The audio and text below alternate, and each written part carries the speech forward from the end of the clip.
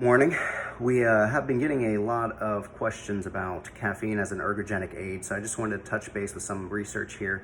So Paluska 2003 talks about some benefits to caffeine use. We're seeing it improves concentration, reduces fatigue, and enhances alertness. We also see that it doesn't necessarily increase VO2 max, but it does allow us to train at a greater power and output and or to train longer. That's from Graham in 2001. Graham 2001 also adds that it's been shown to increase speed and or power output in simulated race conditions. Really what we're talking about is we're primarily seeing the increased performance from those in the realm of aerobic activity or endurance things. But Guest et al. 2022, if we're talking about who should use caffeine, we're seeing small to moderate benefits from athletes who are involved in muscular endurance, movement velocity, muscular strength, sprinting, jumping, and throwing performance, as well as a wide range of aerobic and anaerobic sport-specific actions.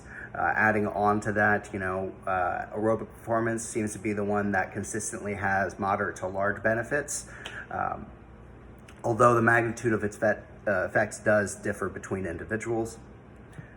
When we're looking at the intake type, if you wanted to drink energy drinks and pre-workout supplements containing caffeine, those do demonstrate an enhancement for anaerobic and aerobic performance.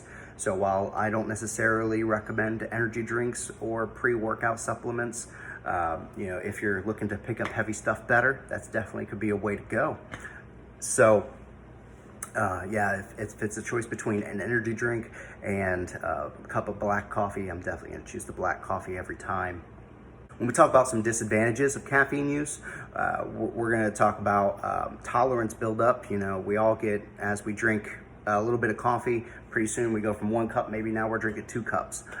So it's been thought by Fisher et al. 1986, so it's a pretty old research, that it could build a tolerance to caffeine and reduce its effects during prolonged exercise. So he suggests basically withdraw from caffeine use for about 4 days prior to when you're gonna take it for competition. Some other negative effects, and this is the big one, is the side effects from caffeine intake. So we're talking about tachycardia, heart palpitations, nervousness, increased urine output, gastrointestinal problems, headache, insomnia, muscle soreness.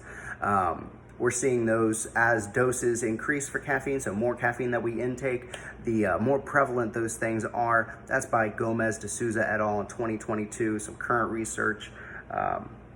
On the flip side, on smaller doses, we see less of those adverse effects in magnitude and prevalence. So when we talk about what should we be doing about caffeine intake, let's Guest et al. In 2022, he says basically consistently shown to improve exercise performance with 3 to 6 milligrams per kilogram of body mass for caffeine.